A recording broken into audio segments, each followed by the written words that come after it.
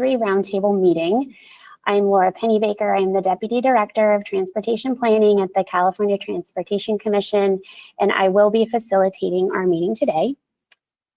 Before we get started with our agenda items, I did want to turn it over to our interpreter to provide information on how attendees can access Spanish interpretation services. And then I will turn it over to Justin Hall on her staff, who will provide some tips for using GoToWebinar, including how to provide public comment. So at this point, I would like to please advance to the translation slide and ask our interpreter to give this information. Para poder acceder a interpretación de esta reunión en español, favor de llamar al número de teléfono 1844-460-1325 y así va a poder usted acceder a la interpretación en español de la reunión completa. Gracias. Thank you. Justin? Next slide. Thank you, Laura. Regarding public comment, there are two options for participants to provide comments on agenda items. The preferred option is to click on the hand icon to indicate you wish to make a comment. You will then be unmuted and called upon to make your comment. Please be sure to state your name and affiliation prior to voicing your remarks. Using the Questions tab, type in the agenda item number you are commenting on and your comment. Commission staff will read the comment on your behalf. Please do your best to be concise with your comments. Also, please make sure that your comments add new information. If you agree with the comments of a previous speaker, simply make that statement. Since we often have many speakers, we ask that you make your point in 3 minutes or less. If, for some reason, we have many speakers on a topic, I reserve the right to limit comments to 1 minute. You will not be able to be on camera while making comments. Thank you. Thank you, Justin. Okay, so the first housekeeping item on our agenda today is going to be a roll call to establish which roundtable members are present. So I will ask our Commission Clerk, Doug Remedios, to please call the roll. Thank you. I will note, Jasmine, we can't move you over to be a panelist, but your mic should be open whenever you want to use it. I'm noticing you're offline at the moment. All right, for roll call. Thank you. Carolyn Abrams. Present. Ruby Acevedo. Present. Thank you. Jacob Abota. Keith Berthold. Tamika Butler. Present. Rodney Fong.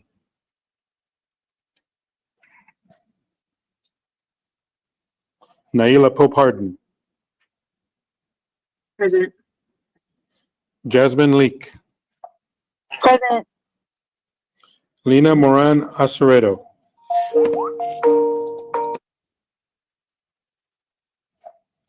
Rio Oxas. Stephanie Ramirez.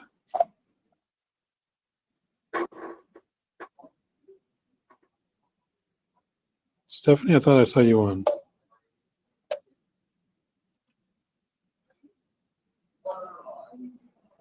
Stephanie Ramirez, are you on? I see you on our panel, but I don't hear your voice.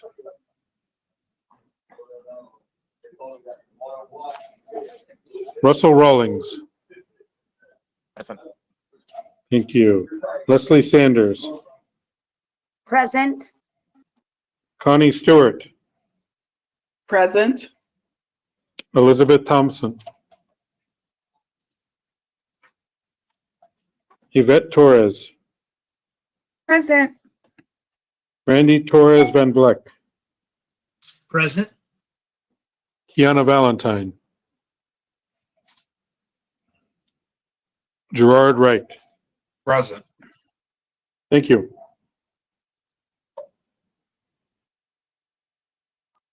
Thank you, Doug.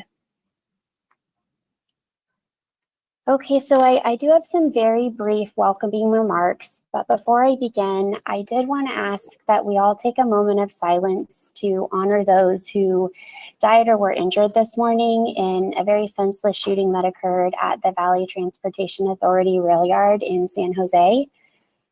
Our hearts go out to those victims, their families, and really our entire transportation community. So if we could please just take a moment of silence in honor of those folks who are impacted. Let's please do that now.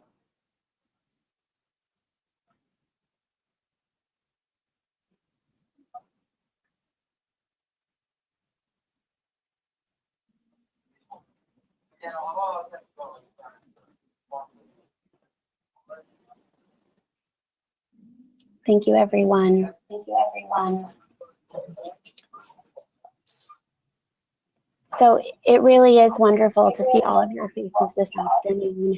And as you all know, this roundtable effort is being led by the CTC in partnership with the California State Transportation Agency and Caltrans. The reason we are able to do this work is because you all as roundtable members and stakeholders have generously agreed to provide your time, your expertise, and your input to us. We greatly appreciate the honest dialogue that we were able to start during our kickoff meeting, and we are truly honored by your continued engagement. We are definitely looking forward to our conversation today on topics that include our charter, upcoming community listening sessions, and continued discussion of public engagement practices. I wanted to take this moment to acknowledge some of our roundtable members that were unable to join us last month and to give them an opportunity to share a little bit about who they are, where they live, and the work that they do. And I did also want to acknowledge we had Keith Berthold join us during my opening remarks there. So welcome, Keith. And I believe, Gerard, you were not able to join us last month. And so I wanted to kick it over to you to share a little bit about who you are, where you live, and what you do. All right, I'll keep it real straightforward, and I'll do it in a minute because I'm used to doing that in public comments and Metro Board and other related fashions. My name is Gerald Wright. I'm currently the Government Affairs Director with the Greater LA Realtors. Before that, it's been the last 6 months I've been doing that. Before that, I was with 3.5 years with a wonderful organization called LA County Business Federation, working on transportation, housing, land use, CEQA policies, all the small stuff that we have to deal with in the state of California. Then before that, I was the policy analyst with a community transportation advocacy organization called Move LA that have passed the Measure M, half-cent sales tax. We worked on J, was behind the scenes on R, but was a lot. I've been engaged in a lot of transportation and housing related issues for a number of years in the Los Greater LA area, and look forward to learning more about this and providing some valuable feedback that will help not just my local area, but the entire state. So thank you for the opportunity, and I think I did it in a minute. So there we go.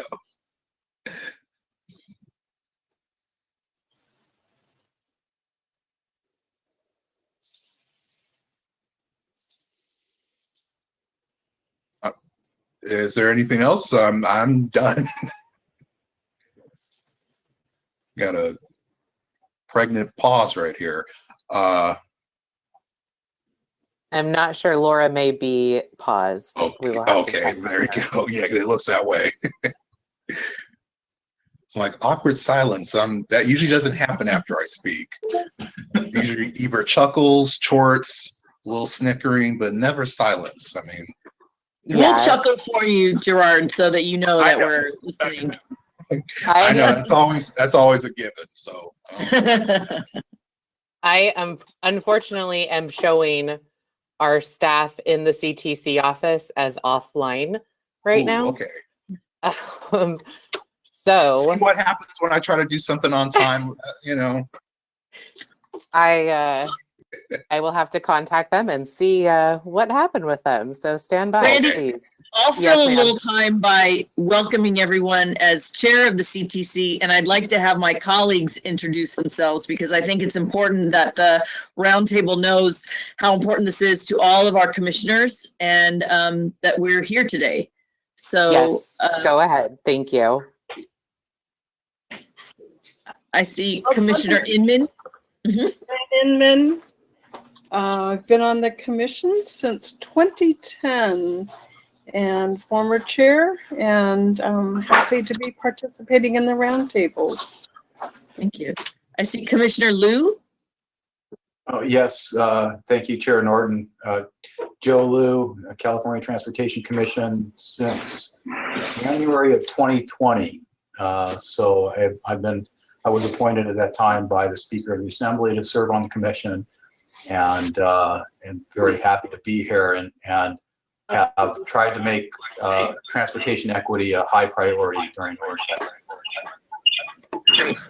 I see Commissioner Martinez. Oh, we're back on. Okay. Thank you, Chairwoman Norton. This is Michelle Martinez. I've been a commissioner since August of 2020. It's a great pleasure to be on here with my fellow commissioners. Obviously, equity is very important to all of us on the commission, but those of us that can participate at this moment in time, I think it's imperative to thank you as members of the public that have a great interest in being a part of this equity roundtable. So thank you. Mm-hmm. And I see Commissioner Davis. Yeah, Rocco Davis, been on the commission since about this time last year, was appointed by the governor. Very interested in what we do to make sure we get it right, where we haven't got it right previously. And my daytime job, I've got 60,000 members that represent with the labor's union, and good decisions will impact them in a good way, and bad decisions will impact them in a bad way. And so once again, want to try to make sure we get it right. Yes. Thank you so much, Commissioner Davis. Commissioners. Thank you so much, Chair Norton and commissioners, for assisting us with that technical difficulty we encountered, which was our hardline connection here in the CTC office had hiccup. So I don't know about all of you, but I am very much looking forward to meeting in person one of these days so that we don't have to experience those sorts of things. We shall carry on. So I also wanted to just briefly acknowledge the Caltrans and CalSTA staff that have joined us today and that have been so very helpful to us in preparing for this meeting. So on to some really brief welcoming remarks before we get started. At our last roundtable meeting, we heard feedback that the GoToWebinar platform that we use may not be optimal for individuals with disabilities. And specifically, we had roundtable members raise our lack of ability to provide closed captioning and American Sign Language interpretation as important features that we need to explore. So I am happy to report that we have been working with the Caltrans Disability Advisory Committee to determine appropriate actions so that we can ensure that the technology that we use is accessible. And so I did want to provide an update that the Commission is in the process of contracting with a real-time captioning vendor to be able to provide closed captioning services in real time at our meetings. And we are anticipating that feature will be available at our June Commission meeting. So in the meantime, we have confirmed that the closed captioning function is available on our YouTube broadcast. And then we're also currently working on a contract to be able to provide interpretation and translation services for multiple languages, including American Sign Language.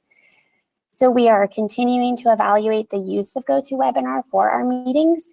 And if there are any additional considerations that we should be aware of during our evaluation, please reach out to any CTC staff, during or following this meeting.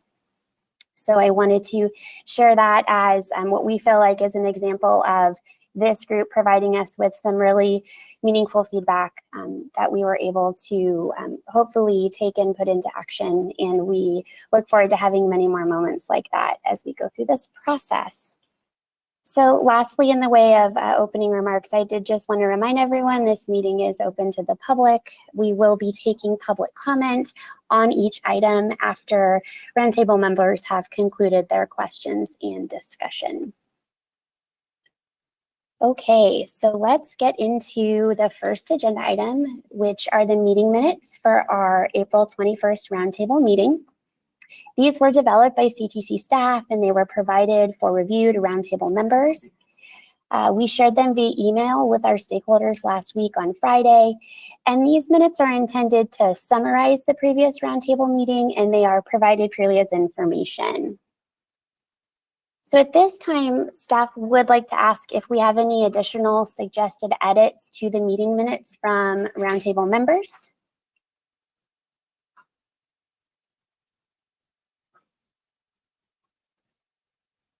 I am hearing none. I'm seeing heads shaking no. Okay.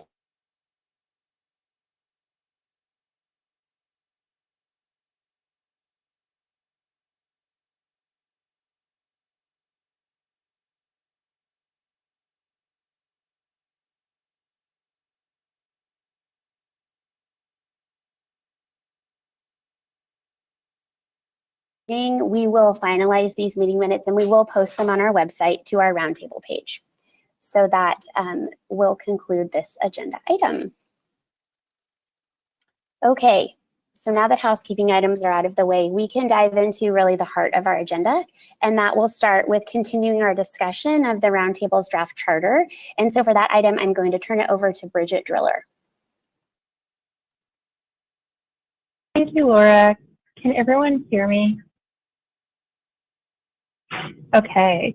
Apologies, our internet is pretty rocky here and I keep getting notifications that it continues to be rocky. So I'm not sure if I'm able to share my webcam, but I will go ahead and just proceed with some verbal remarks, and we can go to the next slide.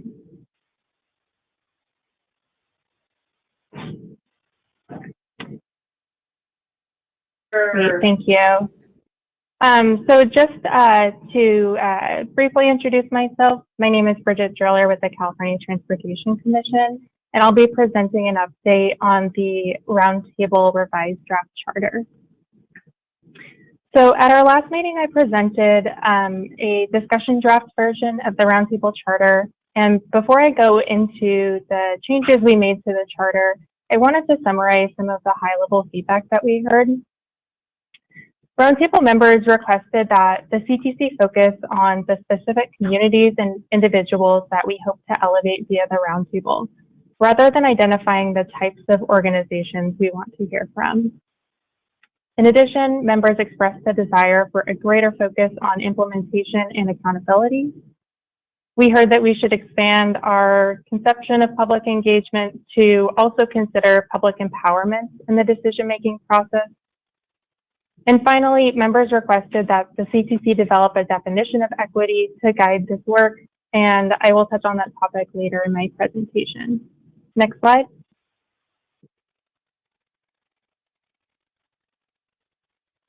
Great. So over the next 3 slides, I will go over changes made to the draft Roundtable Charter in response to feedback that we heard. I'll walk through some key changes, but I do want to note that I'm not able to walk through the entire charter today. So if you would like to consult the full document, you can access that via the agenda. So first, I'll highlight key changes to the purpose section. We received feedback that the purpose of the Roundtable should be broader than just elevating diverse perspectives. So we've added that the Roundtable will identify disparate impacts in transportation and recommend solutions to eliminate disparate impacts. Next, we try to articulate the specific communities and individuals whose perspectives we hope to elevate. We added the following language: the Commission is looking to enhance relationships with Black, Indigenous, and other communities of color, communities comprised of individuals with disabilities, Native American tribal governments, and other underserved or marginalized populations. Lastly, we have tried to articulate how the work accomplished by the Roundtable effort can meaningfully improve transportation for underserved communities in California.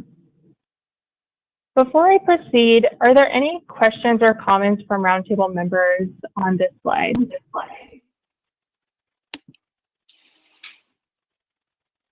Yeah, go ahead, Connie. Thank you. You know, I was, in light of the governor's bold proposal around broadband, I wonder whether saying transportation is enough. It's really economic development as well. For the beginning, identify the impacts in transportation and economic development would be my recommendation. Okay, thank you, Connie, for that feedback. And we will consider how best to incorporate that in the final version of the charter. Were there any other questions or comments on the purpose section? Yes, this is Russell Rawlings, and I hate to get into wordsmithing too much, but I think that this could be simplified just a little by removing communities comprised of. It's individuals with disabilities are in all communities. Thank you, Russell. I think we can make that change. Commissioner Inman, I saw your hand go up.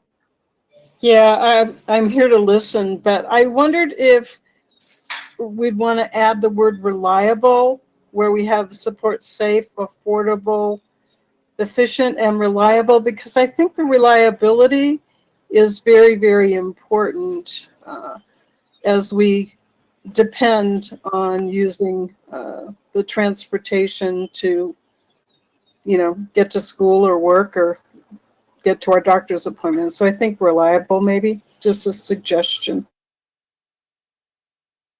Thank you, Commissioner. And before I move on, did any roundtable members want to respond to that suggestion, or are roundtable members supportive of potentially adding reliable to the last sentence on the slide? Yeah. No. Oh, sorry, I'm seeing a few different head nods at the same time. Yeah. So I'll go Leslie, Naila, and then Gerard. Okay. I just wanted to piggyback on Connie's statement. In tribal communities, when we're looking at transportation planning, it's integrated with the economic development, with housing, agriculture, all of that. So possibly rather than saying just transportation, maybe if we could broaden it to integrated transportation, because then it's really encompassing everything that so many communities have to include in that planning. Thank you, Leslie. So maybe just for purposes of keeping us organized, I apologize, Leslie, for not catching you the first time around. So I think the first piece of feedback we got was around this first sentence of identifying disparate impacts in transportation. So it sounds like there's an interest to broaden that by saying integrated transportation, or potentially calling out something like economic development. Is there general support from the roundtable members around using a term like integrated transportation? I'm mulling it, but it shouldn't hurt, because everything else kind of will flow into it, especially going to Fran's comment on reliability, because that's something I think is very important as a transportation advocate. You got to have reliability at the heart on top of everything else there, because if it's unreliable, then it's going to affect transportation, it's going to affect mobility, it's going to affect economic development, it's going to create disparate impacts. It just creates a whole avalanche of effects. Yeah, and this is Rio. I'm not sure if you're able to see me, but yeah, definitely reliable, solid with that. And as far as identify disparate impacts in transportation, I definitely want to co-sign with Connie and Leslie on being explicit with economics.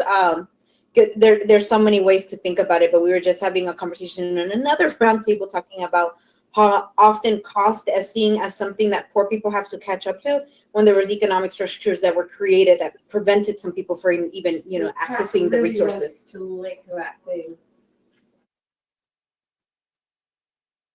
Thank you, Rio.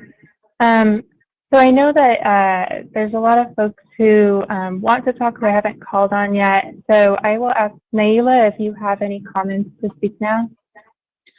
Yeah, I would say it looks good in general, but I think I have an overall concern that the purpose of this roundtable should be to figure out how we sustainably infuse equity into transportation decision makings. And this doesn't explicitly speak to that. While I know the scope of the roundtable is temporary, I think the goal is to figure out how equity is sustained in these conversations of transportation. And so I would love to see, like, I don't know, maybe where it says recommend solutions to eliminate disparate impacts, we also say and figure out ways to like sustainably include equity. I don't know. Thank you, Naila. All right. Gerard, did you have anything that you wanted to add? No, I was able to get in with and Leslie's comment, basically agreeing on the reliability component. Okay, great. Thank you. And I wanted to just read something from the chat that it seems like there's some agreement from other roundtable members around the comment that Naila made. Yeah. Okay. Yeah. Go ahead. Yeah, I'd love to second all those thoughts that were shared by fellow roundtable members before me. In regards to the last sentence that identifies support safe, affordable, efficient, and now we're adding reliable. I'd love to throw in dignified as well. That's something that we have discussed quite a bit here in San Diego, is creating an experience, especially for transit riders, that's dignified. And by that, we often refer to access to bathrooms, lighting, shelter, safety. And so yeah, I'd love to add dignified to that list there. Great. Thank you, Randy. Were there other roundtable members who haven't spoken yet who wanted to share any reflections on this slide?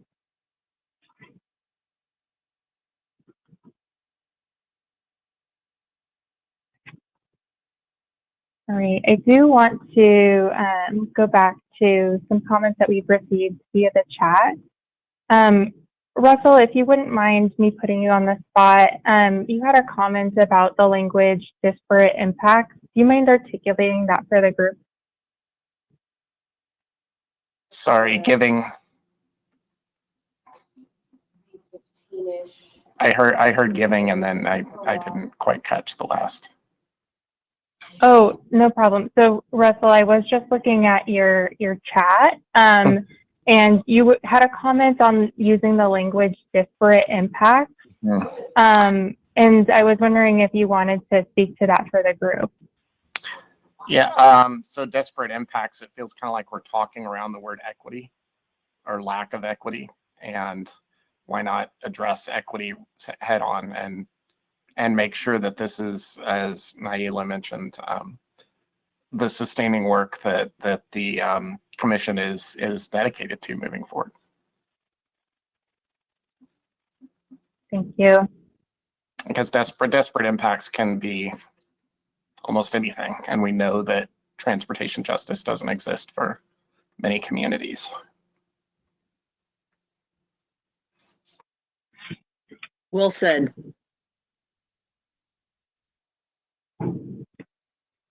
All right, before I summarize some of the feedback we heard on this slide and move on to the next section, were there any other comments from roundtable members?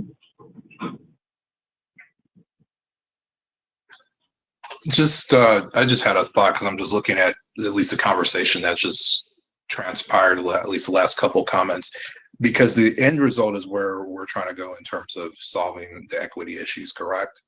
I think that's the overall goal of what we're trying to do. So I think there's room for, our goal is that this roundtable effort will produce sustainable, implementable actions that support safe, affordable, reliable, and efficient and equitable transportation for underserved communities. I think I can address it head on and still, punch up what's really needed here, because I think that's the end goal, right?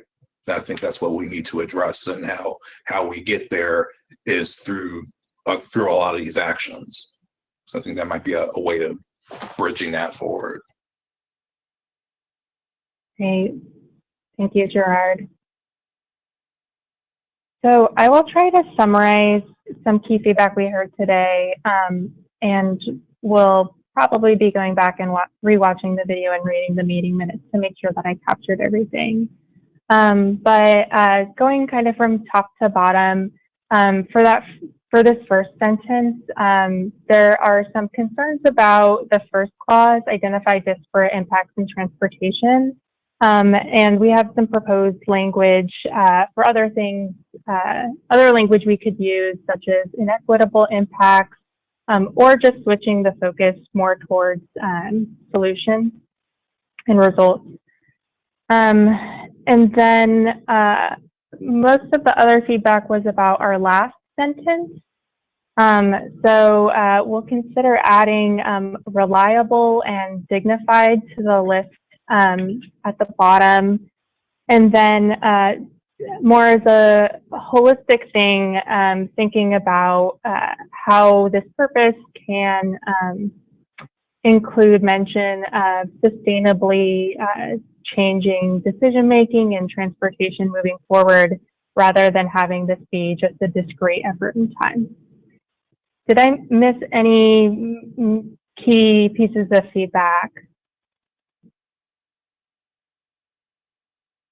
Oh, sorry. And then also the one other one that I have on my list is at the top, potentially looking at transportation a little bit more broadly. So looking at economic development and the ways that transportation touches other areas. Okay. If there's nothing else on this slide, we can move to the next slide. Great, thank you. Okay, so next I wanted to highlight a couple of key changes to the scope section of the charter. First, we've expanded public engagement to include empowerment, and we've specifically called out relationships with tribal governments, given their unique relationship to California state and local governments. We've also committed to developing an equity definition to guide roundtable efforts. And before I move on to the next section, are there any questions about the changes that we've made on this slide? Or comments?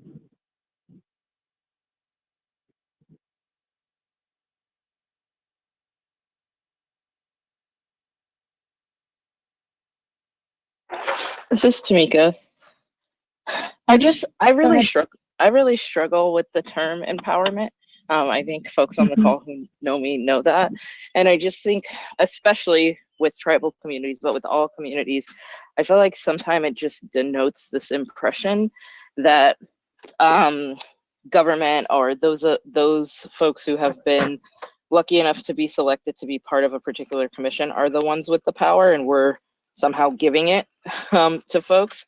I think people get to self-determine whether or not they're empowered, but when we try to say that we're the only ones who can empower others, we can, give them power, it feels really colonial to me.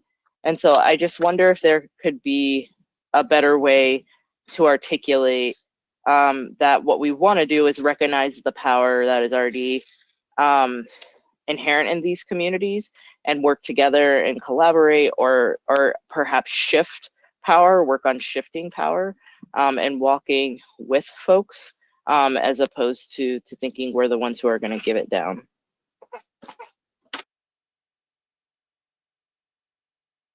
Thank you, Tamika. I'm seeing a lot of support for that comment in the chat. I know, Tamika, I think I've heard you use the word co-powerment before. So I'm not sure if that's language we would want to consider, or if other roundtable members on the call have recommendations for other language for this first bullet.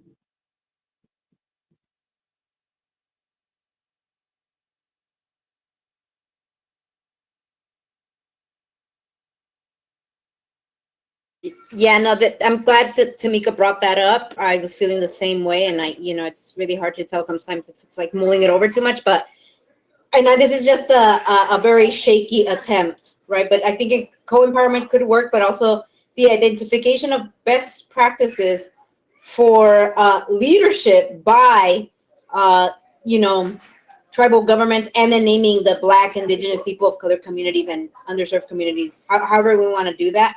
But something more to that, because it's not, yeah, because public, I don't know, public also makes me feel a little funky. But I'm sure other folks might already have some other ideas for that.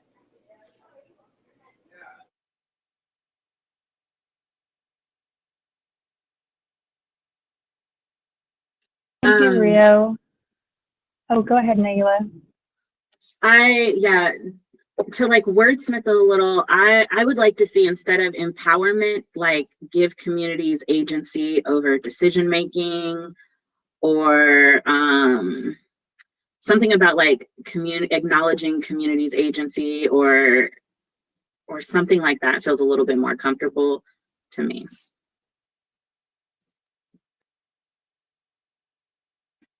Just want to add that something along the lines maybe of like public engagement and like community agency, or emergence, like the emergence, right, of like not just like taking a step further than just public engagement, right, that this emergence of like including the community in the process overall, right, not just to engage with them, but then making them having that agency and being part of that process, not separate to, but like immersion. I don't know what the best word choice would be for that, but that's how I envision that statement, at least. Yeah, I agree with the event. Kind of building on their comment, an expression we use that we feel is a little bit more representative of what we're trying to achieve is participatory planning, instead of just engagement or outreach, but community and government working together to identify solutions that can achieve community goals and public policy goals. This is Connie. Yeah, you know, we kind of talked at the last roundtable about, you know, the idea of getting engagement in our public meetings, the community meetings, rather than just having a different kind of engagement at your meetings. So, you know, I'm wondering how we can't, you know, we capture that too. You know, we've been talking in our community about like the whole concept of the way meetings are had in government is very white supremacist, right? And so, you know, it's you have 3 minutes, and we don't want this to just be you have 4 minutes now, you know, or something. It's more about coming out of your meetings and getting engaged in the community meetings, or feeling that, you know, that we have a role there. In how, you know, and how you engage in our meetings, I think is more of a critical piece. So I, you know, as I'm reading this, I'm going, oh no, we sort of fell into the white supremacist trap of we're going to do a listening tour, but we're going to do it in a very, in the way we always conduct things, but try to be a little bit more compassionate.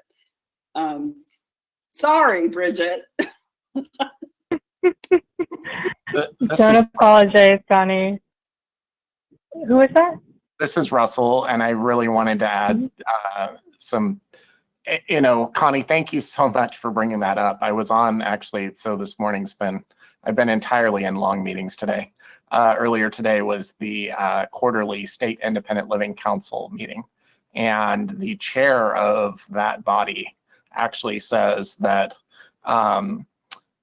you know, discussion or public comment is recommended at 3 minutes. However, if for various reasons an individual needs additional time, it will be granted. So that's, you know, that's, I think, you know, some ways that folks can start to approach these things. And I just really want to underscore that it's also a very ableist practice to force folks into a very tight, confined space for comment.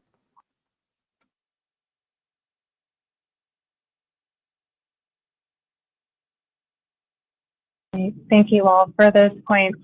So what commission staff will try to do is to reflect this feedback in a revised version of the draft, also trying to keep it somewhat succinct, so we may need to do a little bit of back and forth via email.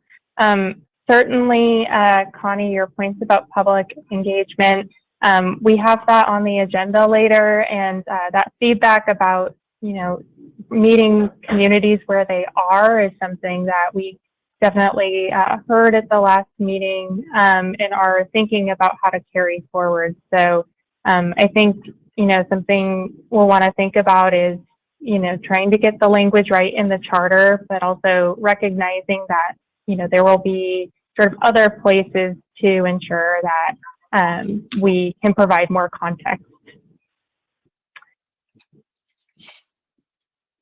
Bridgette, Are there can I any? jump in here? Yeah, go ahead.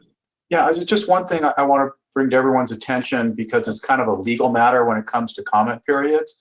And that's with certain hearings, you know, there's a requirement for the commission to treat everyone equally.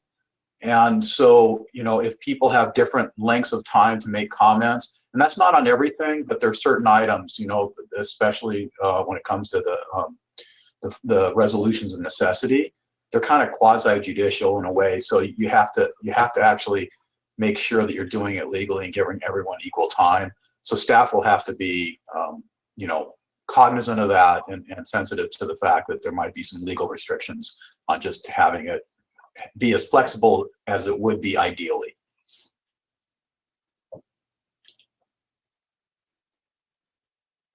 Thank you, Commissioner Liu. All right, if there's, unless there are final thoughts on this slide, we can go ahead and proceed to the next slide.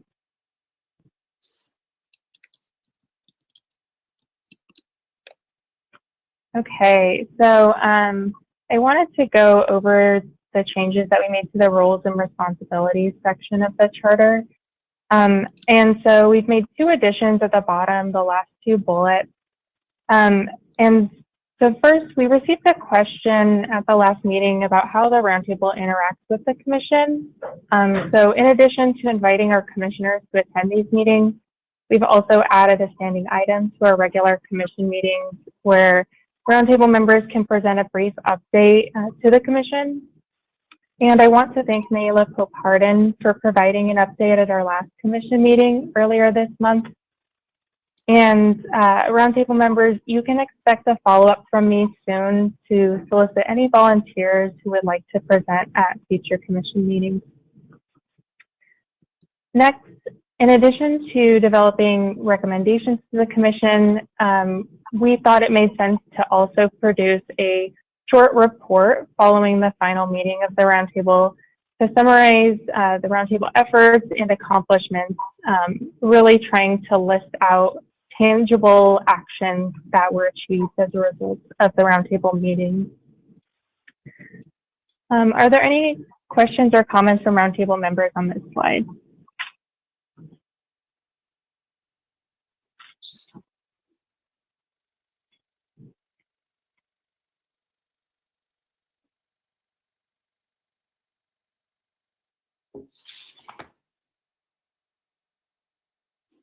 Okay, I'm not seeing any questions or comments, so we can go ahead and go to the next slide.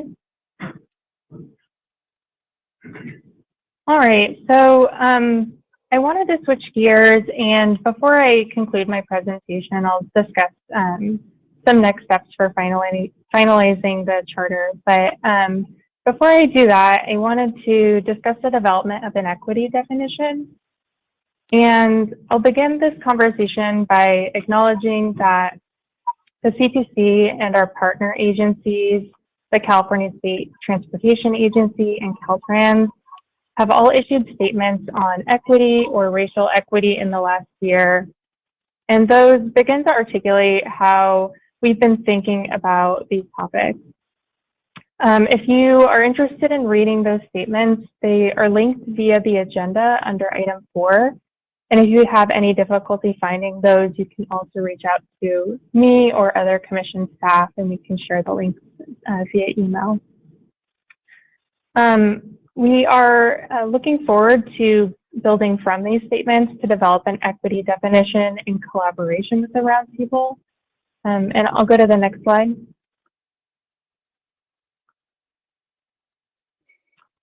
So we had thought about bringing a definition to the meeting today and realized that we really wanted to speak with all of you first to hear your feedback on a few key questions that we've developed to prime this conversation, such as what sorts of keywords or concepts do you think should be included in a transportation-focused equity definition?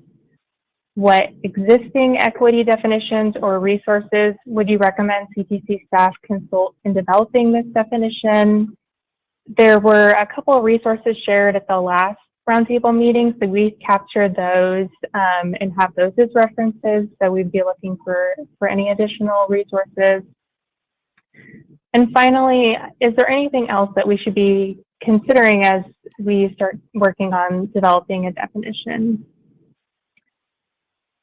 So I'll leave this slide up for a moment and see if any members of the roundtable have any thoughts on these questions or an equity definition more broadly.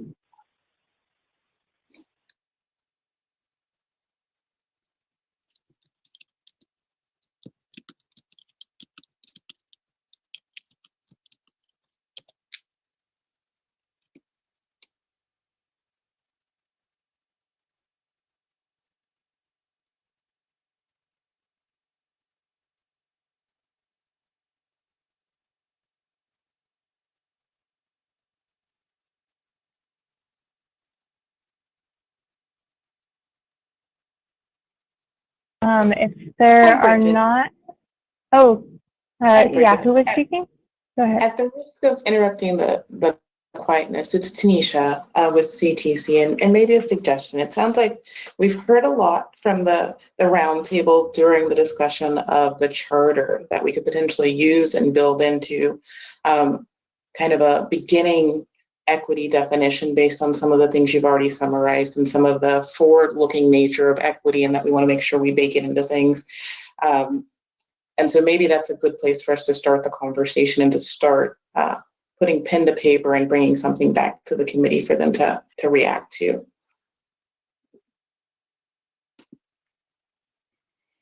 Thank you, Tanisha. Yeah, I certainly wrote down a lot of key words in our previous conversation. So if the roundtable members are all supportive of this, we'll sort of pull from what we've heard so far in these roundtable meetings and also the resources that have been shared with us.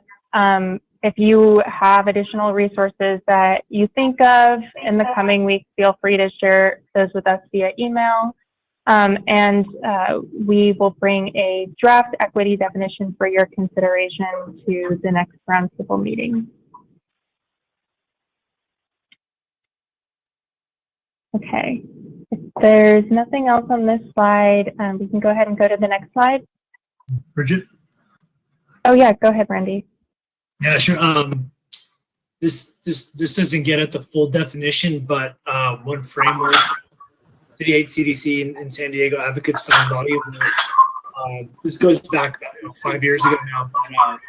Former DOT Secretary Anthony Fox, in the Ladder of Opportunity program, he talked about the importance of recognizing the wrongs of the past, correcting them, and ensuring that they don't happen again. And that's, I found, like a really clear framework that I think is powerful. And it's a framework that San Diego, the social equity working group for our regional plan, that was something that that was a framework that folks on that working group found to be valuable for this. Thank you, Randy. Hey, I Bridgette? appreciate that suggestion. Oh, yeah. I'm sorry, this is Keith Berthold. Can I throw in on this one before you change the slide? Yeah, go ahead. So in Fresno, we have a really, I think, advanced group of people dealing with trauma-informed frameworks. And so we've consulted a lot of people that are very knowledgeable in that, and we've tried to integrate, and it's a work in progress, trauma-informed work with racial equity, because we have, obviously, from racism and these horrendous structures of the past, intergenerational and multi-generational trauma. And so I feel like when you ask a question like, is there any other resources that we should consider in this definition, I would just like to bring up the issue of trauma-informed frameworks that might be appropriate for us to discuss at some point.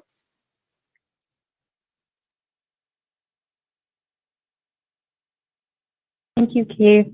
And so something that I'm hearing in Keith and Randy's comments is this idea of a framework. When I think of a definition, I think of 1 or 2 sentences defining what a word means, so what the word equity means. Something that I know that the CTC tried to do in our racial equity statement was to acknowledge both the past, present, and the future as it related to racial equity in transportation. I might just ask the group to consider and weigh in on if you have an opinion on this now, but you know, what is the format that you think would be helpful for this effort for something like an equity definition? And if a definition is not the right thing, we can, you know, do something like a framework, but I think it would be helpful if anyone has thoughts about what we want to develop here.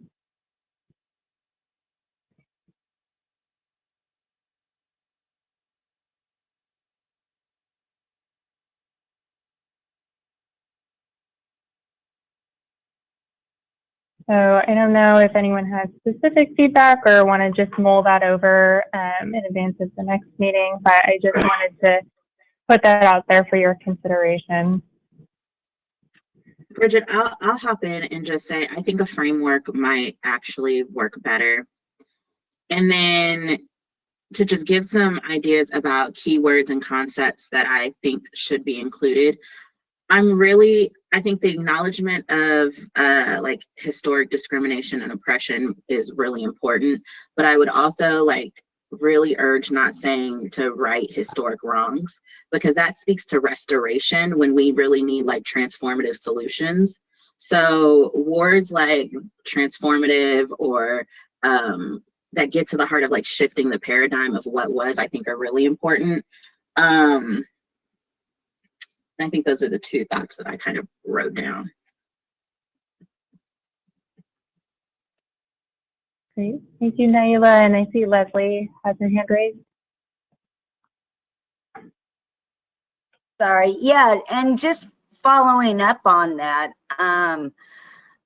it's not only historically what has gone on, it is what continues to go on. So I totally agree, we need to use the framework and not focus on the historical, because it continues today.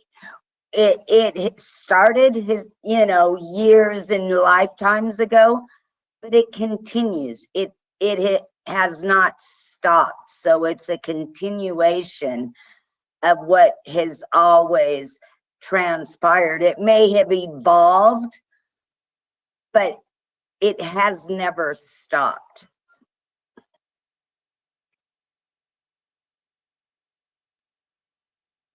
Thank you, Leslie. So if I could summarize, I think what I'm hearing from Roundtable members is that there is a desire for something a little bit more comprehensive than just an equity definition. So I think what we can do as staff is familiarize ourselves with some of the examples of frameworks that were shared, and try to put something as a draft for you to consider that acknowledges the past, present, and future as it relates to equity. Before I move on, I think this is one of my last slides. Were there any final thoughts on this slide? Yeah, I just want to add one more thing. Like Leslie, like all the points, like spot on. And Leslie, I think you brought up something that was very, like, really that I want to underscore, because it's still going on here. So I think part of defining, right? Equity is actually naming those things. So actually talking about structural racism, white supremacy, ableism, all those things that we've been naming, like they have to be named, right? Like we don't need to belabor our points on it, but it has to be named that these are the structures that we are living within right now that have been in place, and that we're working to, take those out, right? And so I think in thinking about the equity definition, that I think does need to be just spelled out clearly, even if it's uncomfortable. I think it'd be a huge step that the state of California would take in being explicit in naming those harmful systems, and then naming on the flip side some really transformative systems like the one Keith spoke on trauma-informed, oh my geez, I forgot the word he used, but I think naming those both ways would be really very important and quite incredible that the state would take that on. Thank you, Rio. Okay, in recognition of a very full agenda, I'm going to go ahead and move us to the next slide. Okay, so just to summarize, we really appreciate your feedback today. And, I recognize that we have a lot more work to do on the charter before we finalize it. So what we'll go back and do is make revisions based on what we heard today to the draft charter, and we'll circulate to you all via email and let you know what changes we're proposing. We'll bring it back at our next roundtable meeting. And we'll also bring to our next roundtable meeting our proposed equity definition or equity framework for consideration by the group. Before I fully close out this agenda item, I do want to check to see if there's any public comments. Thank you, Bridget. I see no public comment at this time. Thank you, Justin. Any final comments by roundtable members or commissioners?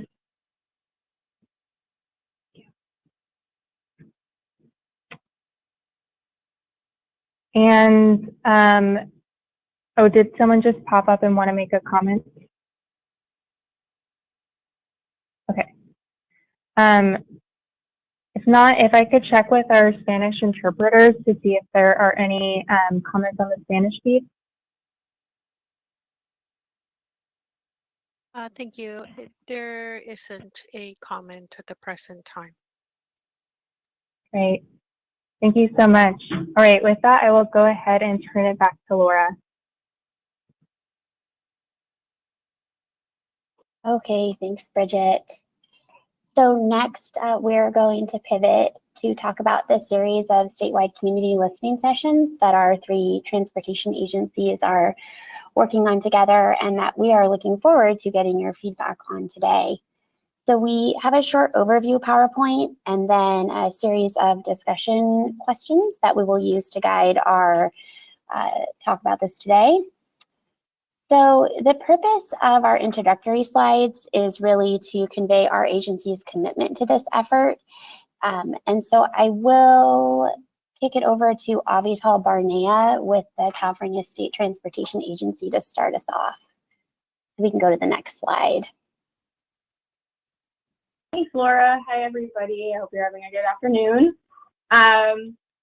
Hopefully we have made the message clear so far that at the California State Transportation Agency, we've really embraced a position of using equity and racial justice as a lens for our transportation decision-making in the state.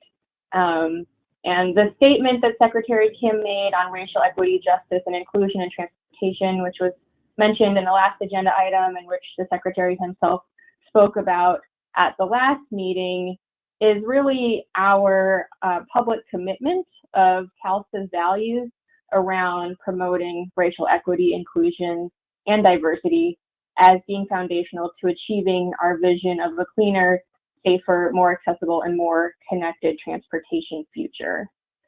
In addition, that public statement says that we will work with stakeholders to identify areas of improvement regarding diversity, equity, and inclusion in transportation.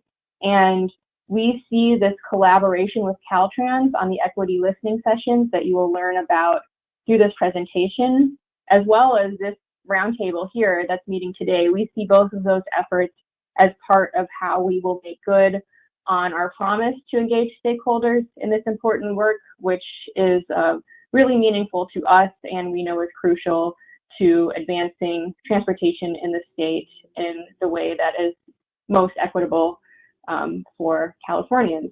So just wanted to express our commitment to this work, and with that, I will turn it back over to Laura Pennybaker to talk more about some of the stakeholder engagement and other alignment with this mission. Thank you. Thank you, Avital. I think the main thing that I will add on this slide is that I wanted to make sure we conveyed that, through these listening sessions, our agencies, from the top down, are going to endeavor to better understand the impacts of our past infrastructure decisions.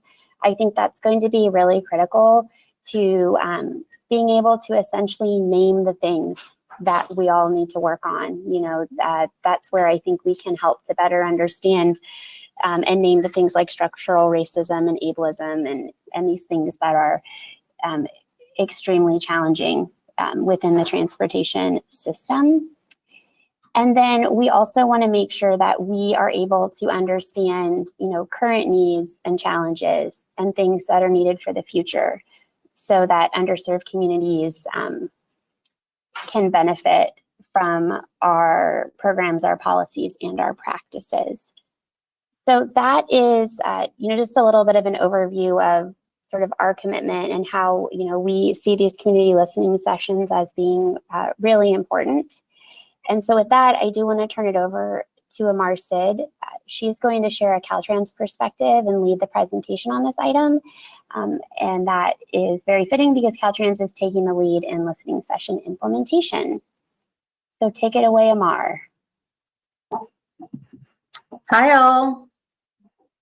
I hope you guys are finding some little bit of space today. This is a long meeting. I heard many of you guys people have been in meetings all day long. It is Wednesday, so we still have the rest of the week to kind of move through, and appreciate all of your guys' attention and time and efforts within the equity and racial justice space. This is, I think, very difficult for many of us as we continue to engage, continue to work, continue to press to really change how our transportation system really benefits communities so that all of us have what we need to kind of live and thrive. And so really acknowledging your guys' space and time here, I appreciate it from an agency's perspective. And then also just wanted to acknowledge that this week is challenging for many of us. It was mentioned earlier about the tragedy that's unfolding over in the San Jose area, BTA harm, and we're still kind of getting the numbers there on some of the folks that we have lost. And then also the anniversary of George Floyd, his murder this week. I think that's weighing heavy on a lot of our mind and our body, as well as the ongoing pandemic that many of us are kind of navigating through with loss from personal experiences, family, and friends. So while we're here, if we can maybe just acknowledge those things and then also shake out your hands a little bit so that we can maybe have a little bit of a discussion on how our agencies are really trying to show up and do better for our communities, and really acknowledging your guys' time and effort to participate in this space. So just shaking out my hands so that we can move on through this agenda. All right. Okay.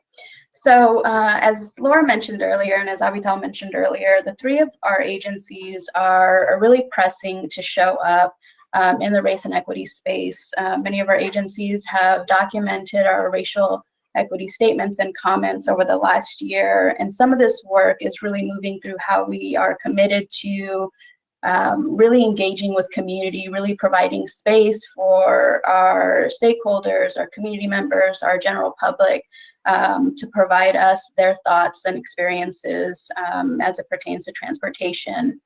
So Caltrans is recognizing our role and responsibility as a state agency and within the transportation space to do better, to eliminate barriers that have really harmed our communities and provide more equitable transportation.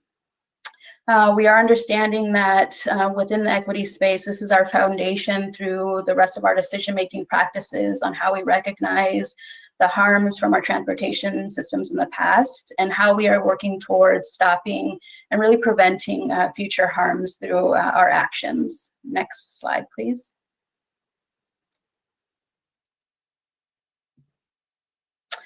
And so really briefly, I wanted to make a note of Caltrans's work over the last year in improving and releasing the Caltrans strategic plan. This work had taken place, I think, through a very hard space and really pivoted from our previous strategic plan to show up in a way that I think is reflective of our communities. Equity is woven through all aspects of the plan. We have equity as a core value now. It's showing up in all of our strategies and our goals, where we're really kind of documenting our commitment to our public through stakeholder engagement and community partnerships.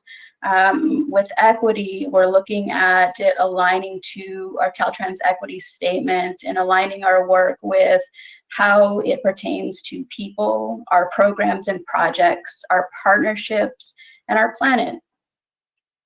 So then we are also looking at the next phases in kind of showing up for ourselves as state agencies to do better. We are really working to advance equity and livability in all of our communities, where this is one of our main 6 goals that will guide us through this work. Let's go to the next slide.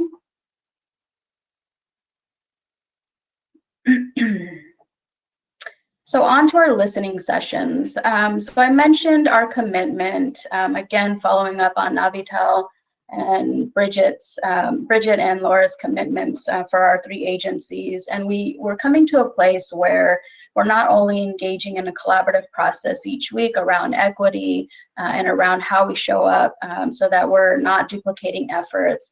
And so one of those spaces is the community listening sessions. We are really working towards designing these sessions so that it is providing our community members a safe space to provide their own testimonies and experiences around transportation as a whole. Our intent here is to foster really meaningful relationships. We want to build our trust back into communities and our partnerships. And this includes all of our district offices throughout the state, all of our transportation partners, our public stakeholders, and especially within our tribal nations. We are working towards these sessions to provide an understanding of the history, and as many of you mentioned, the current stories that have kind of taken shape in our transportation where the harms are still rooted, and really how these impacts really take place within our communities. We are working to document all of what we learn in these spaces and really tease out the opportunities to move forward in a cohesive manner, documenting the needs and our challenges that our communities are vocalizing. Let's move to the next slide.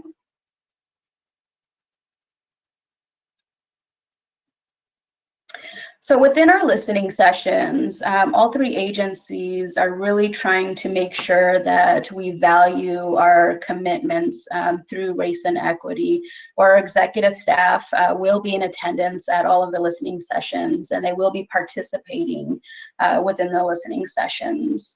Where we are at right now is very initial stages. Caltrans is leading the contracting work for the sessions, where we have an estimated date of an executed contract June 2021. So hopefully within the next couple of weeks, we will have our contracting partner on board that will help all 3 agencies foster the listening sessions that would kick off fall of 2021.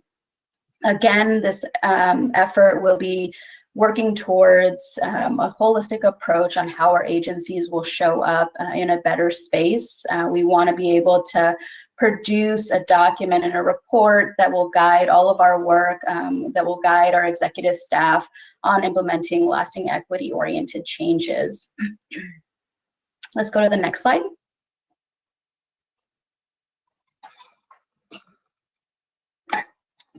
So our sessions, we have mapped out about 6 sessions through this initial listening session process. We are looking at having these sessions that are going to be virtual, possibly in person, depending on where we're at with COVID requirements.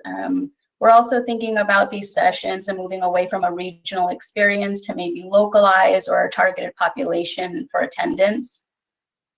We will be partnering each session with stakeholders, with community-based organizations that will be resourced so that we can garner and provide those trusting spaces for community members to really engage and dive in deep with us. Again, as mentioned, we're looking at culminating this work with a report and findings that will help guide all of our agencies and help change the space for many of our programs and projects that we are already working on. One of them in particular, we hope to collaborate on the Equity Index through the findings of these listening sessions that Caltrans is engaging in right now. So let's go to the next slide. And this is where we're kind of getting into the feedback and discussion point with you all today. So again, I mentioned that we are in the initial stages of the listening session, and we hope to share more as we're under contract at a future roundtable where we'll be able to work with our contractor to engage in how we really devise out the remaining time for the contract. But I wanted to have this space with our 2 partnering agencies to have a discussion and maybe get your guys' expertise and where we go.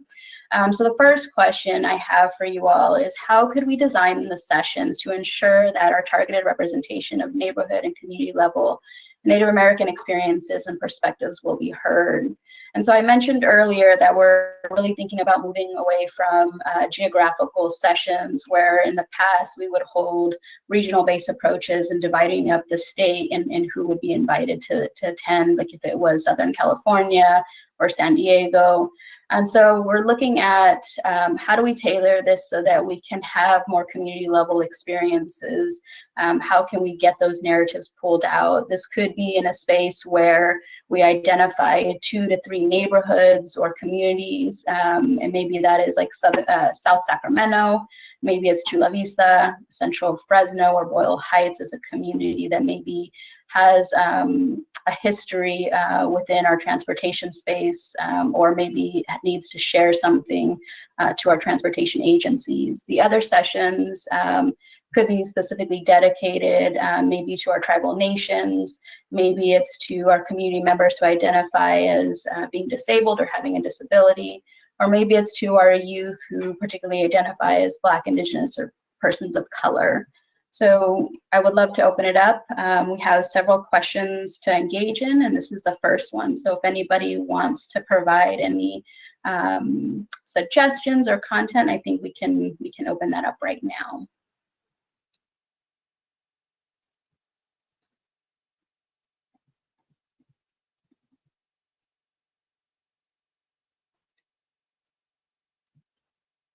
And if you guys don't feel like maybe sharing, maybe that is something that happens through our note taking as we share out the notes here, and you want to process some of these questions, you can go ahead and send those to us later.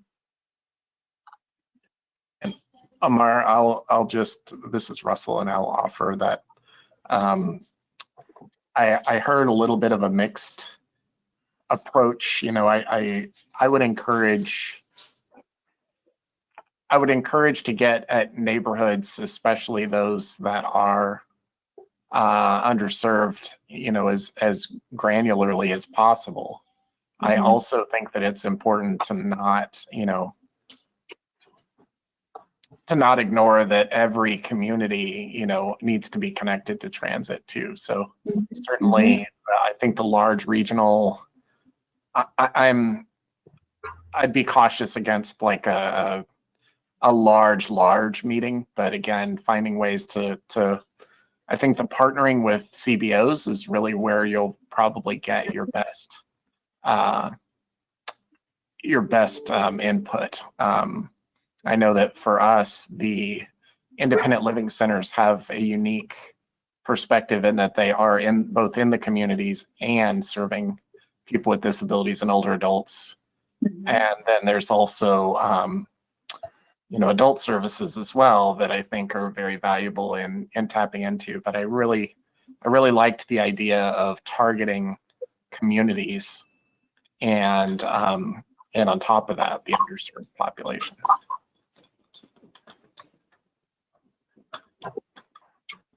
Yeah, I think we're still navigating how we do this. With 6 sessions, it is a very small, I guess, window of how we can engage with community, and thinking about how many people would be in attendance is also something we're thinking about. So if we did have a larger attendance, would we be breaking up each of the sessions into maybe smaller ad hoc groups? Those are some of the things we're thinking about, and I appreciate your kind of, I think the allusion to working with our CBOs to get a better understanding of how we can target, which I think is one of the other questions I have coming up. So it's pretty awesome. Thanks. I also, and I'm sure this might come up later also, but it's really important to understand that the CBOs that are really in connection with community have such limited funding and resources. So being able to bolster them with some additional resources for being able to aid in this effort is really important and impactful. Mm-hmm.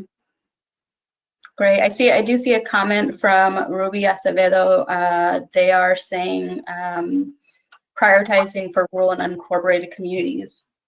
Okay. Yeah. Hi. So this is Ruby. I couldn't go off mute, but I can go off mute now. Yeah, so I think one of the priorities should be rural and unincorporated, since those are the ones we rarely touch in terms of like really understanding their needs.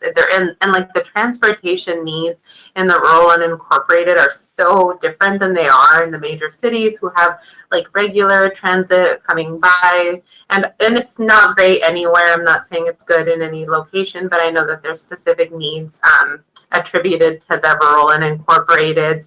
And then in terms of like the big cities, but also like medium sized and definitely rural and incorporated, we need to partner with those organizations who are working with them on the ground, whether they're working on them on housing issues, on civic engagement, immigration issues, whatever it is. Those are the people who are in touch with them and who can really like get to them and understand what their needs are. And unless we're partnering with those organizations and those groups, we're just not going to get the kind of turnout that I think we're looking to target. I want to add to Ruby's comment. I think that's so important, the rural and unincorporated areas, because many times when we talk about California transportation, it's really different areas are moving a lot faster than other areas and are being left behind. And so I do think having those community localized specific meetings are important, but I think it goes beyond the listening sessions. Like, I think the different agencies, and I know some agencies are doing a better job, and you all, the different agencies here, are trying with the equity, right, with the equity roundtable, but actually establishing a relationship with the orgs, not just reaching out to these nonprofit or community organizations when, hey, we have a listening session, so we kind of just need your help now, right? It's important to have like an established relationship with like staff and community orgs so that they can reach out for support too when community, right, has questions on the infrastructure pieces, on the transportation pieces. At least I know in the Inland Empire, where the couple of orgs that do work on transportation, they're at capacity, right? And it would be really hard for them to try to engage community with them being at capacity with a lot of like the firsthand things that are happening here, but also that have to do with transportation. And so these conversations are important, but I think it starts with developing a relationship with folks, right? One-on-one first, and then, you know, having those community listening sessions. But I think those ad hoc, I think you call them ad hoc meetings, would be great, like having the 6 maybe regional or specific, like working maybe with CARB to present at AB 617 meetings to talk about transportation, just finding different ways, which I know is a lot too on staff as well. But I think that that's why I feel like those relationships are so important. And so that when you do have these community listening sessions, they're very intentional. I appreciate that, Yvette.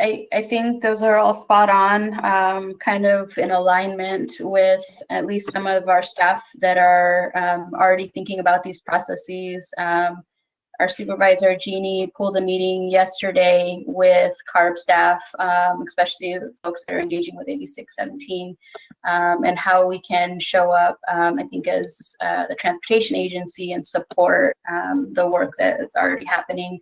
But I think you're right, building those trusting relationships and that capacity needs to take place so that we can have these listening sessions, I think, kind of have the outcomes that we're envisioning. So I think maybe let's move on to the next question, because I think that's where I'm hearing a lot of discussion around, which kind of comes back into our stakeholder engagement. And so I think we are really trying to do a little bit better in terms of how we work with our partners. And so one of those things is how we resource, because we all know that everybody is at capacity. So we want to do a better job at really providing space for those that have the trust with our community members that are really going to show up for the state agencies, so that we're not just, coming in as a one-time group and asking for support and then moving away. So here I have a question, is what type of stakeholders should we be partnering with for support, and how would we best utilize their experiences? And so I mentioned that we are resourcing. I think we have to determine how many community-based organizations or stakeholders and leaders within the community for each session. But we want to make sure that, again, we're cognizant of everyone's capacity. I think, Ruby, you said it earlier, is not just partnering with folks that are in transportation advocacy work, but also thinking about our community partners that are, I think, working in different spaces that are very applicable to how people thrive. And so that could be folks that are in, the health aspects of work, or maybe food access. And so those are some of the conversations maybe we can have here. What I was thinking about is if we did have a youth-centered approach, thinking about some of the statewide organizations, or maybe very specific regional organizations that engage with youth in a different capacity. I did see that there was an organization that was very specific to youth-powered led organizing within schools that really are an advocate for equity within our school systems, but also so that we're not removing any power from our youth, and providing space for our youth to show up as whole persons. So just thinking about our groups that we engage with, this is the question I think maybe we can have a conversation about right now.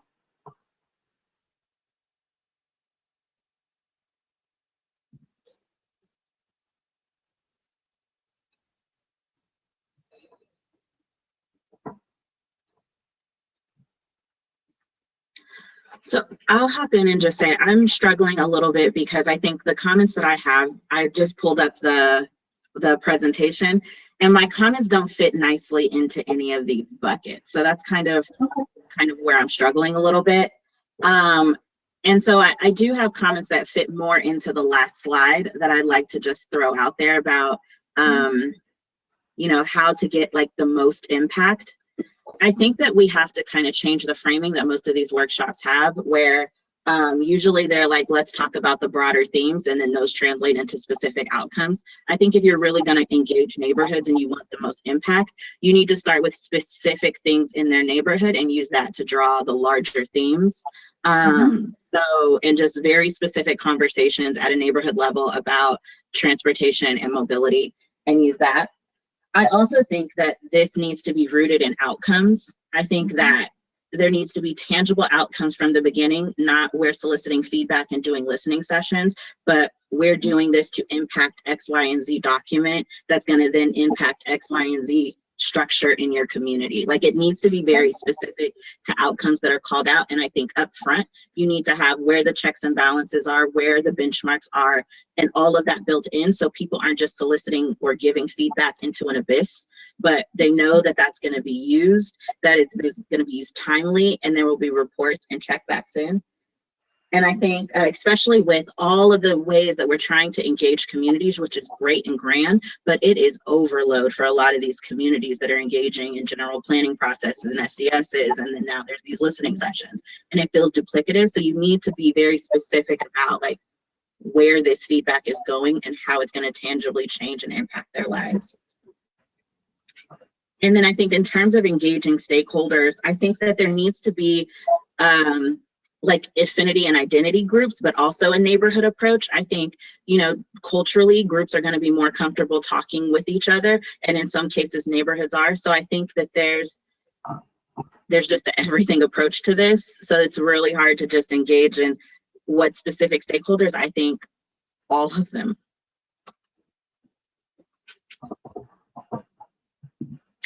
Thank you, Naila. Those are spot on comments. I think we will be really diving into how these sessions are going to change the space. And I think we do have some time to really make sure that we are not, I think so that we can partner with our state agencies that are also asking for community level support. So we do have a little bit of space to kind of navigate, and so I'll take your comments down. If everybody else has seen the PowerPoint, we do have a few more questions, and I'm wondering if maybe it's just better if we just open it up and have maybe a discussion, or if you guys want to share some comments or general feedback instead of going through the questions that are here, we can take that approach.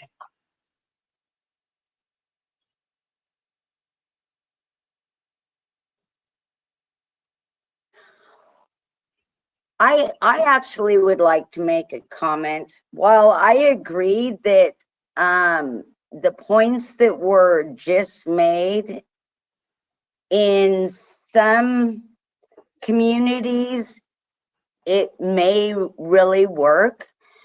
However, within the tribal communities, if you go in with this is the outcome, and you want to have all of these pointed, everything pointed, you are not going to get any engagement.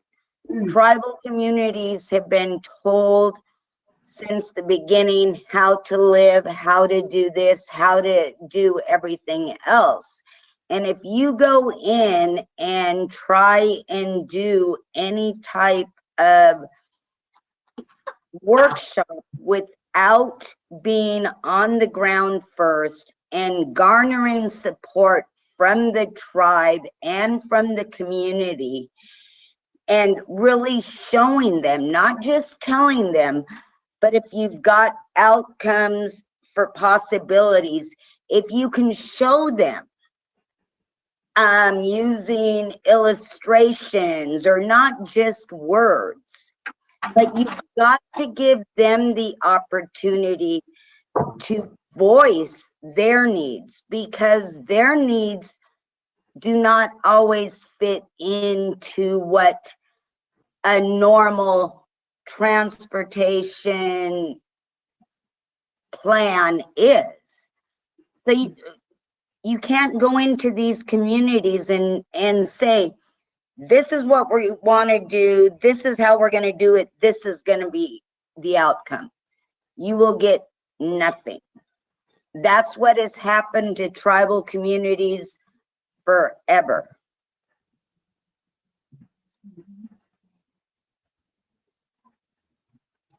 I don't know that that's even just with tribal communities. I do think, to the extent these stakeholders could be non-traditional folks, you know, for me, partner always means whose lead do you want to follow? I think that's another way you could think about it. And so I think depending on the community, it's going to be different. So if we were doing this months ago, I might suggest that in some communities you partner with the folks who are doing voter outreach, right?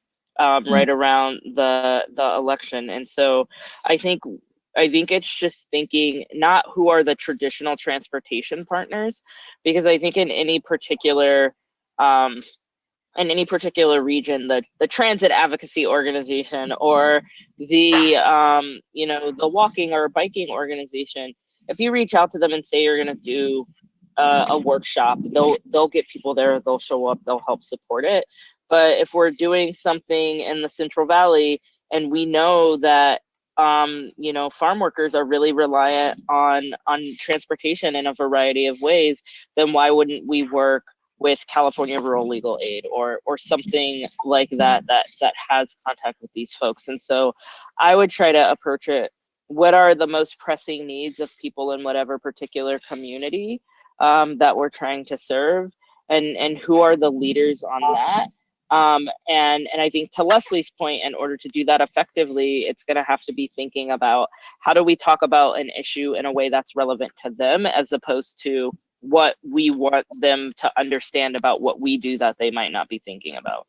So it's us kind of learning how to speak their language, not asking them to learn how to speak the transportation, whatever it is that we're trying to accomplish. Mm-hmm.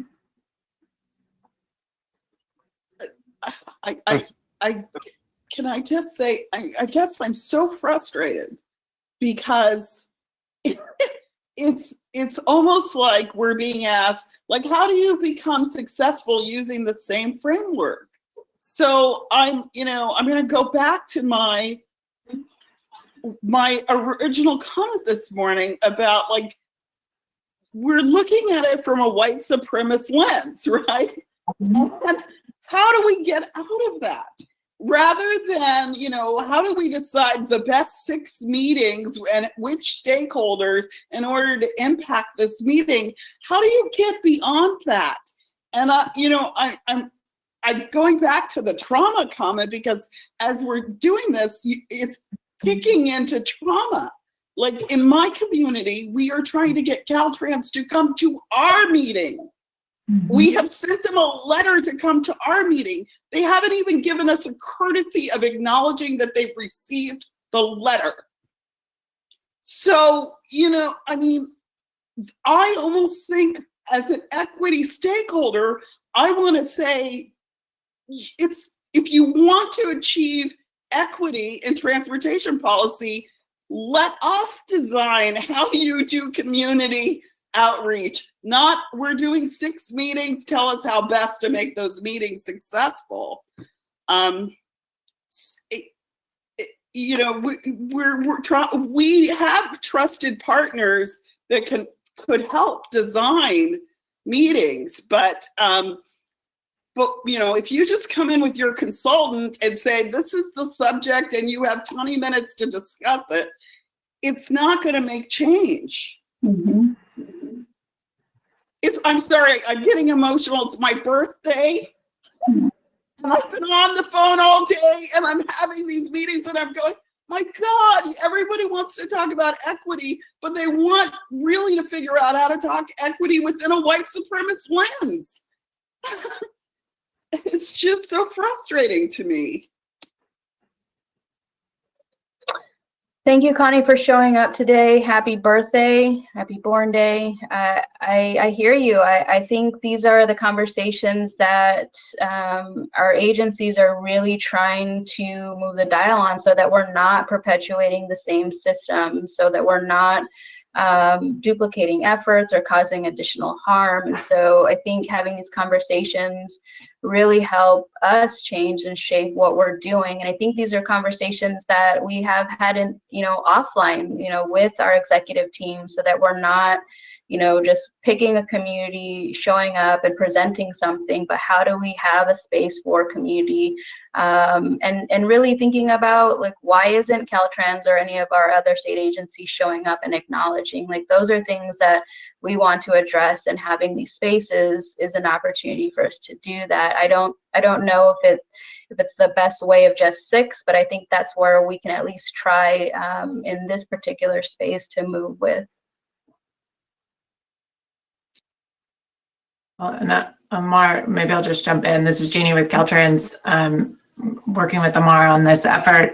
We have scoped an initial contract as 6 sessions. We definitely don't intend this to be 6 sessions and then we are done and we figured out equity. I mean, the intent is this is a starting point for an issue that is really new to all of our agencies, and we are huge at Caltrans. So it's really upsetting to hear, Connie, that you've been trying to connect with the district and they're not responding. I think that's should be easy, and yet it's not in a lot of parts of the state. So that's something, obviously we really want to follow up on, but we also want to completely shift the culture within Caltrans so that those things are not happening, so that we are responding and we're, centering those needs in the work that we're doing. So this is a starting point, and I will acknowledge, on behalf of Caltrans at least, that this is hard for us. That we're not going to get it exactly right, but we're really intending to dive deep into this issue. We want to document everything that we hear. I think there is a tension, as both Leslie and Naila outlined, between trying to come in and say, hey, we're serious about this and show that commitment, but also not sort of pre-decide for communities, what they want to share with us and what their concerns and their needs are. And so we've identified this as a way to show up and start that conversation, and we fully acknowledge that it's just a start. So all of your feedback and your input is super appreciated. We will take all of it into account as we're designing these, but we will continue to do these sessions. We've also committed resources in our research budget towards doing a lot deeper work in communities, going and looking at the history of the transportation system in communities across the state, and really documenting and trying to understand that better. So there are a lot of different efforts underway. This is just one, and please, don't think that we're just one and done with these listening sessions.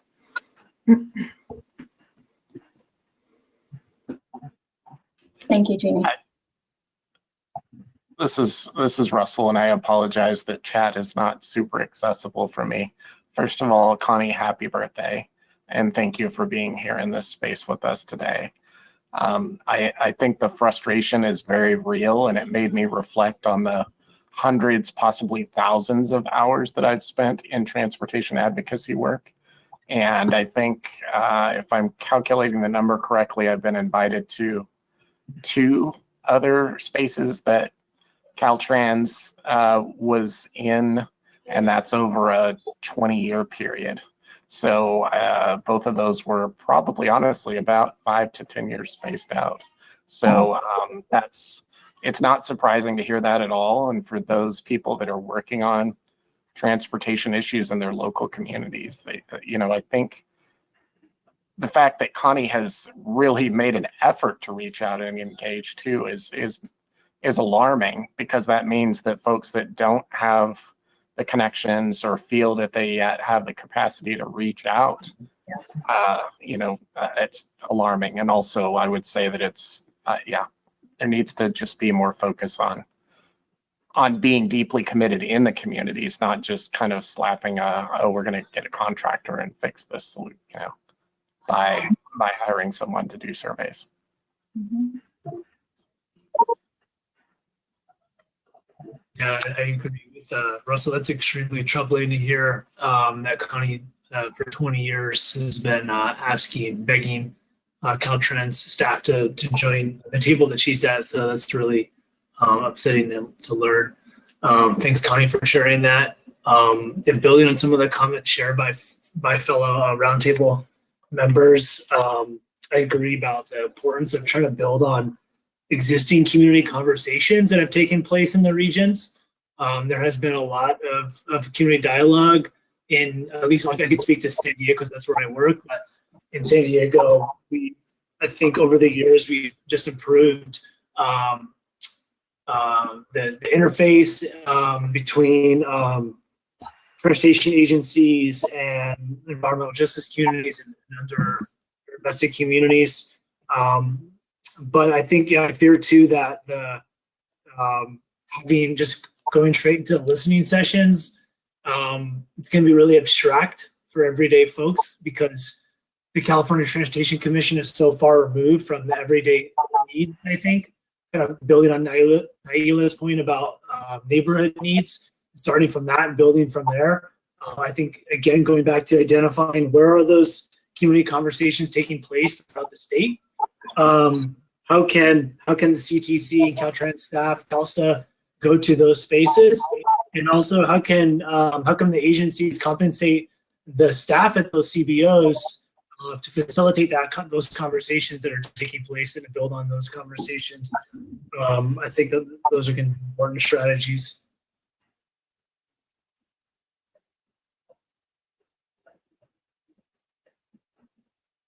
I was just actually, that was a great point that Randy made, and it was something I was thinking about in terms structurally of where are the other local agencies in relation to Caltrans and the CTC in terms of this conversation, because I know, I'm just thinking from LA County's perspective, we have Metro and a couple other major agencies, and they have specific community outreach specialists just for that purpose. And it almost sounds like structurally, if there's even anything like that within Caltrans, if so, then that may be something that's worth considering for future conversations, and or if it's something that you can incorporate into a future budget, so that at the bare minimum you have someone that's responsive. I mean, that just sounds ridiculous that for 20 years for constant, especially in the advocacy world, like you're told to get in and take the proactive approach. You don't sit back and wait for stuff to happen. You have to be proactive in it, and to not get a response. I mean, that's something. It sounds like there's no such structure like that in Caltrans for that in their budget, or if there is not being well adjusted or well utilized. So that might be something worth considering in these future conversations. Like, what does that structure look like? So that, to Jeannie's point, I'm at close on this. To Jeannie's point, like, yeah, it is a starting point. But we also have to know where are the pieces that are, some pieces that are working, and there's some that are just aren't, and that really will, how can I put it? That could really bring equity into life and really transform where these agencies should be going and where we want it to go.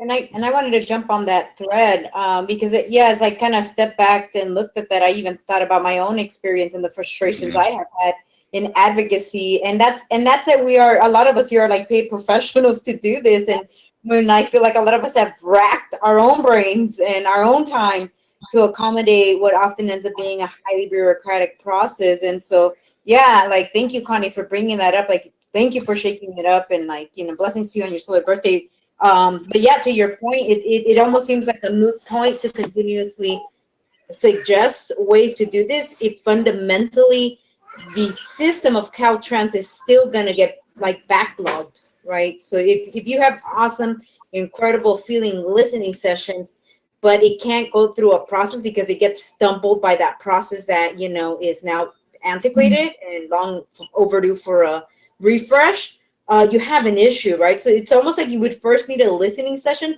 for how to transform Caltrans, CalSTA, or the CTC. Like, you would need that first listening sessions so that it could actually be public service to the community, right? And I think that we all forget that CalSTA, CTC, and Caltrans are paid by our taxpayer money. Like, it's actually supposed to be them, these entities, serving what the community needs and is in dire need of, right? And it doesn't seem that way. Often it is these big agencies kind of telling the communities what they need and how it's going to be, folded out. So, definitely from a very patronizing kind of format, right? Which is classic colonialism, right? And so I think it's almost like the first listening sessions would need to be how to disrupt the current system so that actually community input is like actually implemented, because trust has already been breached. And I think that's what you're hearing from all of us right now. It's like, shoot, like trust has already been breached. So how do we come back to this, but I definitely see the efforts, so yes to Amar and Jeannie, like I see your all efforts, and I hope that you all can see that all these words of vulnerability are like acts of like love for transformation, right? Like that's how I see my words, at least, because we want things to change, because we know that they can have like really negative impacts on our community, the decisions made by these agencies, and maybe potentially some positive ones if things are actually changed accordingly. So again, thank you all for giving that space, but it does seem like there needs to be another piece from what I'm even thinking about as we're like mulling over these ideas with everyone.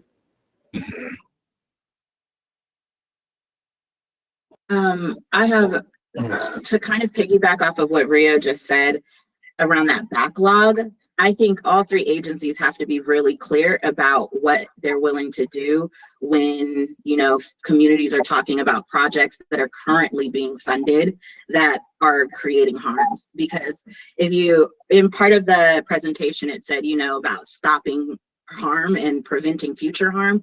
There are projects on the list that communities may bring up. And I think it's really important for the agencies to be really clear about like what that means, because there is a backlog of projects that are currently doing harm. And so what does that mean? And I think, communicating that to communities as early as possible, and saying like, hey, we're not going to touch the backlog of projects, but this is what we'll do forward.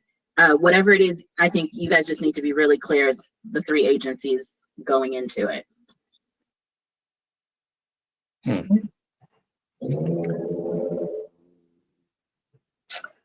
Yeah. Hi, this is Ruby. I just wanted to chime in a little bit on kind of how to best utilize expertise. And again, I think I just want to reiterate how important the expertise of the community who we're looking to service and those people on the ground using the transportation system and maybe not benefiting from it. So I think that's very important. But I think at the outset of any meeting or like listening session, whatever it may be, I think it's just important to let people know like what feedback you're looking for and also how the feedback is going to be used, and some clear next steps that will kind of have some accountability for the organization that's here presenting or who's getting the feedback. Because I mean, in just like my many years of spending time with community members, they're always concerned that people come by, they give a presentation, they do a couple of like surveys or like some kind of poster boards with dot voting, whatever it may be, and then they never hear back from them. And so it's just like that, it really feels like checking a box. So we need some accountability, and the best way to do that is to let them know how this feedback is going to be used and also what they should expect to see next. And there should always be some follow-up, some next steps, and they should be able to look forward to something.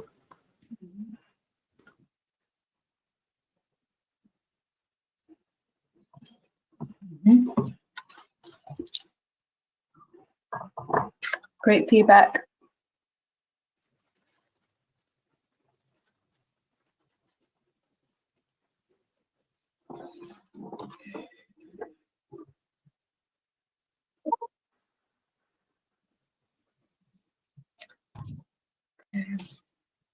Anybody else want to add anything right now? This is Keith. I got a couple things, if that's okay.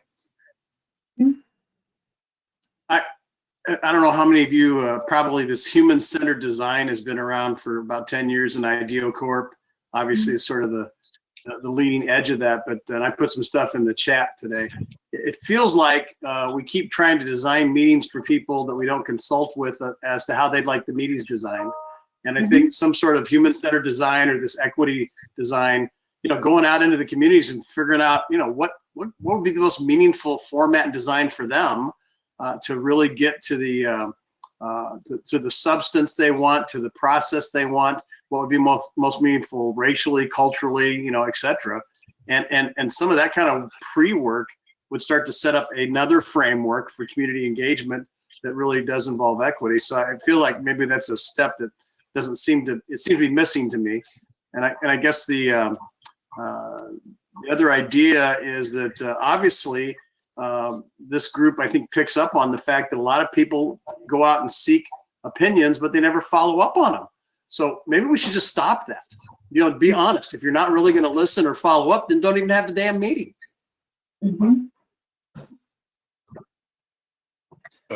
I agree, and I think that's part of the commitment that our three agencies are really trying to make, so that we're not, I guess, perpetuating these systems, perpetuating the meetings without showing back up. So I'm taking notes. I appreciate all of you guys who are commenting in these manners, so that we can really show up for committing to how we're doing the listening sessions and then what takes place after the sessions. All right. And related to that, and this, I asked this earlier too, like what structurally do we have at the three agencies in terms of community outreach? What's there now? Because in order for us to improve upon it, there may be some infrastructure pieces, and I'm saying infrastructure from a standpoint of like, okay, there may be a department, but they're maybe understaffed, or they don't have enough folks of various backgrounds that can relate to the communities that they're serving in each district, or it may just be housed in one core area in Sacramento. I don't know that. And that might be something that could be helpful for all of us for our next session, or even it can be sent via email, whatever that may be, in terms of what currently is done on community outreach when you're getting public feedback. Is it all consultant driven, or is there someone in-house working those steps? Because that makes a big difference on who's going to respond back to the various community stakeholders. If it's a consultant, chances are they're going to try to do it, but they're going to be beholden to maybe the key staff lead, or they may not do it at all because they just look at it as, okay, this is just a contract and check the box and here we go. So there's different levels of what's there currently that I need to grapple my head around in terms of how to solve this, because I think it's a serious one. And I know in my advocacy, before I was even staff, I was just basically, I did everything volunteer through different organizations, and I worked my way up over time because I stuck with it. I did what I needed to do on my own spare time while I was building a career. So it's a lot of what does that look like, and who are those relationships, and what does that all, what it all entails. I think that's going to be very helpful for the conversation moving forward. Like we can talk and say, oh, we're going to have these listening sessions, and we're not going to give a damn what you're going to say. We're not going to come back with the results. I mean, that's a recipe for disaster. And I know that's not what tongue in cheek. That's not what you meant, Keith. But I know tongue in cheek what you're thinking in terms of that. It's just, I just need to understand what do we have currently structured in Caltrans and at CalSTA and at CTC to do these type of, and that can be, again, send that via email to us right after the meeting, because I think that would be helpful for how do you help structure, even if it's just a basic listening session to start, and then you build up the other more focused sessions into various stakeholders, to various groups, and you just got to know what's there first, and then make your next steps. Thanks. This is Russell, and I'd like to just also recognize, and this is a bit off the slide, but it's connecting a lot of the thoughts and feelings that I have right now.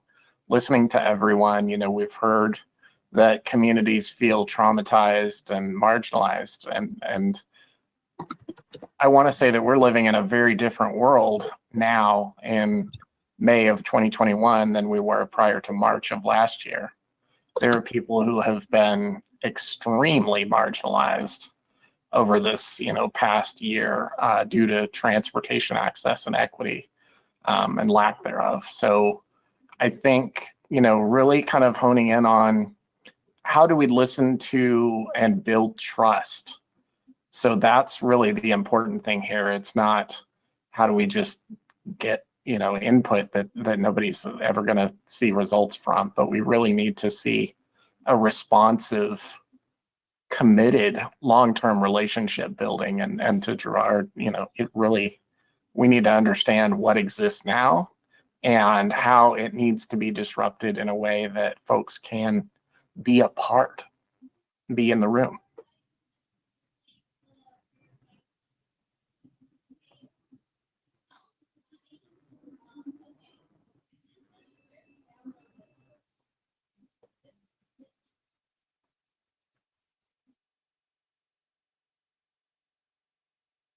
Amara, you're talking on mute. Always happens. No, I think acknowledging where we're at with how we engage, it has been difficult, has not been resourced appropriately for all of our agencies, and where we're at with how we're trying to change the transportation space with the commitments from our executive staff is really how do we show up better? How do we provide space for community members to actually engage with the staff at all of our levels, and making it easier, making it more transparent. So we acknowledge that that's where we're kind of moving into a shift. I think the way engagement takes place differs across each project, program, district within Caltrans, and I know it differs within the CTC and CalSTA. And so I think all of you have great points on making it more transparent to what is taking place right now, how are we changing that space, and where do we go? Maybe even before these listening sessions kick off, so that, again, we're leading in that transparency space and that we're not just kind of trekking down the path of, asking community members to show up. But, I think in our space, we are committed, especially my team, especially Jeannie, to really show back up even after the listening sessions. This isn't, we're just, rolling out a parade of equity. I'm personally invested through lived experiences. I know the rest of my team is, I know Jeannie is. So we are committed to really showing up and following through. Yeah. And go ahead, Russell. Very quickly too, Amara, I really appreciate that. And I know that you're all committed to this work, but it's one of the things I think that came out of what you were saying, is that labyrinth, right? Like how to figure out how this project or that project and how to give input here or there. And one of the things that's been really helpful for us when, working on some of our policies and recommendations, or policy recommendations rather, is a no wrong door approach. There should not be a wrong way to give input. And, the fact that Connie has tried desperately for 20 years to get a meeting is frustrating. And that shows that there isn't a door right now. So there needs to be a single space that folks feel like they can come to help them navigate and also get heard and be able to provide input. Yeah. Now I was just going to say, I was going to just give a shout to Jeannie just from our past relationship from Move LA and others. I know that's a core heart of what she does in terms of making sure there's inclusion and that conversation and everything. So I know with the staff here that your hearts are in the right place. That's why I know it's just a matter of, okay, how do we connect the dots? Where's the math room? Or where's that maze? How do we cut through it? And okay, how do we make that path a little easier for for this meeting and future meetings moving forward, because a lot of equity, but also just a lot of improvement in community engagement. It goes to trust. And I remember wearing my old hat with Move LA, where we have to, how you pass a 2/3 sales tax, you have to start talking to everybody, even the folks who's going to flip you off as soon as you walk into their space. You still have to come in with the level of understanding, okay, this is just a conversation. If it happens, great. If it doesn't, okay, at least I want to start setting up another conversation with you and another conversation. And over time, that, the bonds get broken and you start to build more trust. And I think that's going to be a process moving forward that I think we're all going to need to, I personally believe we'll need to understand and feel, just with any relationship, this is going to take some building blocks to really strengthen and cultivate. And it starts with a conversation, but also starts with finding where it is currently and how we can improve upon it. And really, I look at it as improve upon. Some say, okay, how do we obliterate it and turn it anew? But it's all going based on the same goal, which is how do we improve upon, or how do we create that equity, and how do we create inclusion? How do we make the process better and improve it? This is Stephanie. I just wanted to add, I know that a lot of us have been in this space for a really long time. And so there's definitely incredible expertise and knowledge that all of us bring. And I also want to acknowledge Amar. I feel like this is such a heavy discussion, because again, it's like, at least for me, it's like, we're trying to move the direction of transportation to one of, at least for me, of freedom and justice, where people can move around freely in their bodies to where they need to go to be able to thrive. But as a lot of people have said, because of structural racism and white supremacy, that is not the desire, right, for a lot of us, and particularly, communities that have that, it's intentional for the dire outcomes and threats that we face, that, we have to constantly live our lives,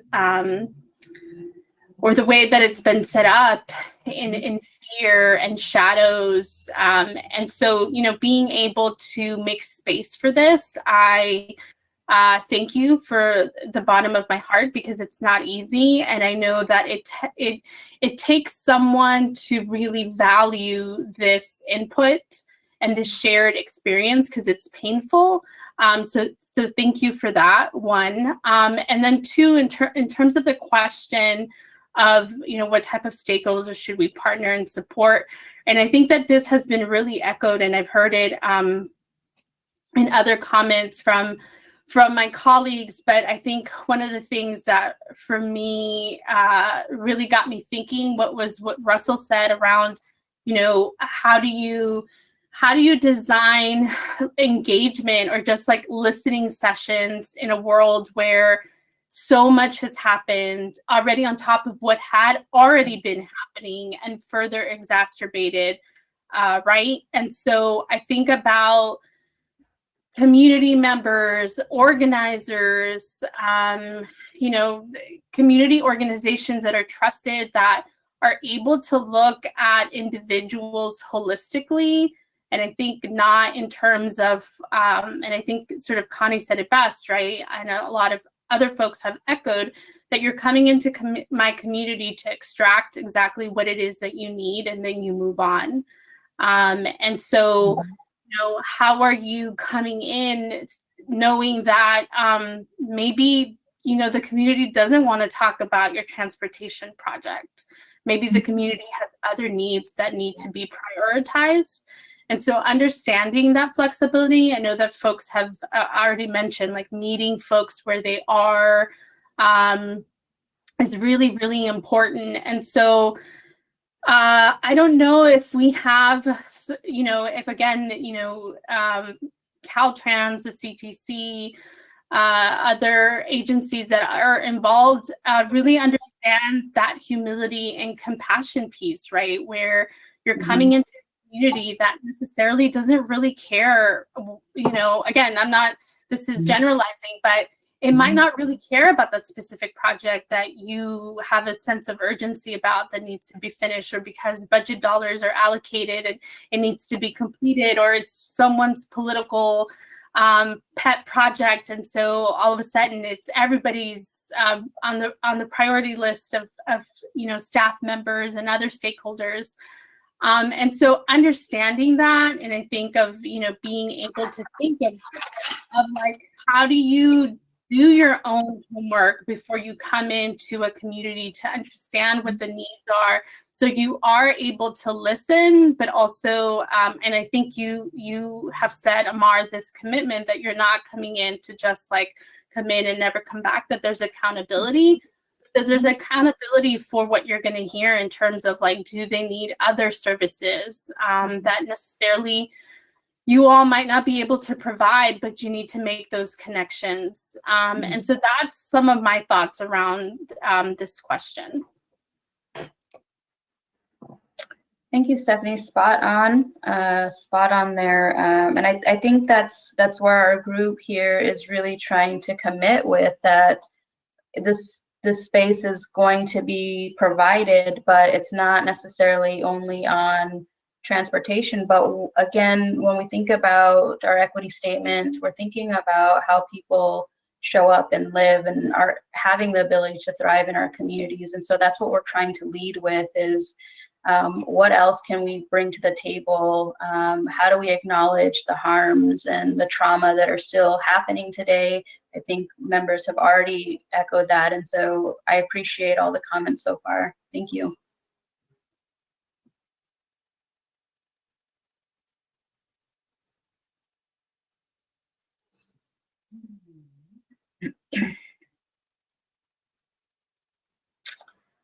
Well, maybe we can move on to next steps, because I think we're at a place where the proposed questions are just really thinking about how our agencies show up in general to even start the sessions, which this is a great space for us, as we still have some time before this kicks off. We have time to pivot.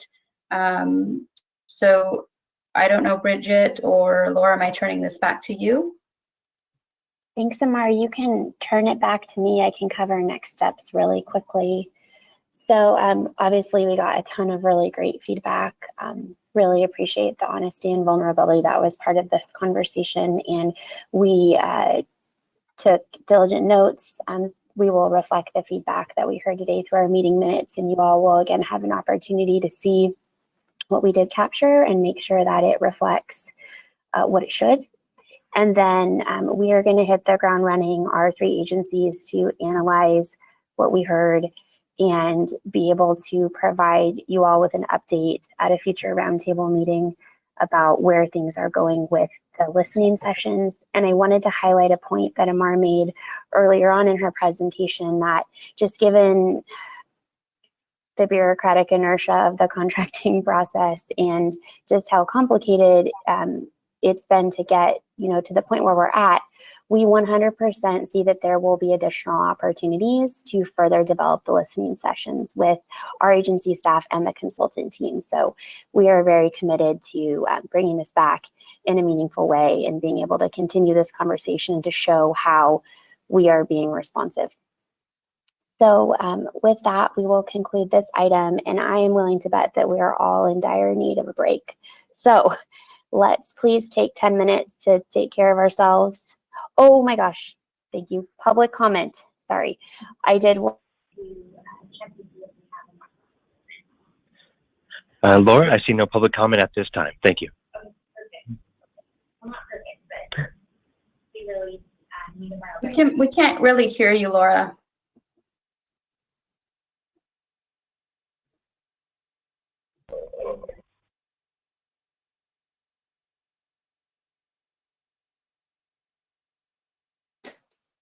So Okay, this is Tanisha with CTC. Since we can't hear Laura, I do believe she was going to recommend we take about a 10-minute break, and perhaps if we can come back at 3:20, that would be great.